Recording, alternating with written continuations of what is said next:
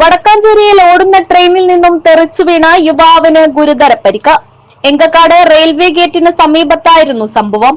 അബോധാവസ്ഥയിലായിരുന്ന യുവാവിനെ നാട്ടുകാർ Thrissur medical college ആശുപത്രിയിൽ പ്രവേശിപ്പിച്ചു.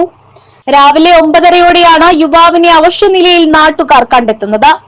എങ്കക്കാട് റെയിൽവേ ഗേറ്റിനടുത്ത് ട്രാക്കിന് സമീപം പുല്ലിൽ വീണ് കിടക്കുന്ന നിലയിലാണ് യുവാവിനെ നാട്ടുകാർ കണ്ടെത്തിയത്. തൃശൂർ ഷൊർണൂർ പാതയുടെ സമീപത്തായിരുന്നു യുവാവിനെ കണ്ടെത്തിയത്. അതുകൊണ്ട് തന്നെ തൃശൂരിൽ നിന്നും ഷൊർണൂരിലേക്ക് പോയിരുന്ന ട്രെയിനിൽ നിന്നാണ് വീണതെന്നാണ് നിഗമനം. നാട്ടുകാരുടെ പരിശോധനയിൽ യുവാവിന് അനക്കമുള്ളതായി കണ്ടെത്തിയതോടെ 108 ആംബുലൻസിൽ തൃശൂർ മെഡിക്കൽ കോളേജിലേക്ക് മാറ്റി. യുവാവിന്റെ കൈവശം ആധാർ ഉൾപ്പെടെയുള്ള യാതൊരുവിധ തിരിച്ചറിയൽ രേഖകളും ഇല്ലാത്തതിനാൽ ആളെ തിരിച്ചറിഞ്ഞിട്ടില്ല. ഇതര സംസ്ഥാന തൊഴിലാളിയാണെന്നാണ് നിഗമനം. ട്രെയിനിന്റെ വാതിലിൽ നിന്ന് യാത്ര ചെയ്യുന്നതിനിടെ അബദ്ധത്തിൽ വീണതാകാമെന്നാണ് കരുതുന്നത്.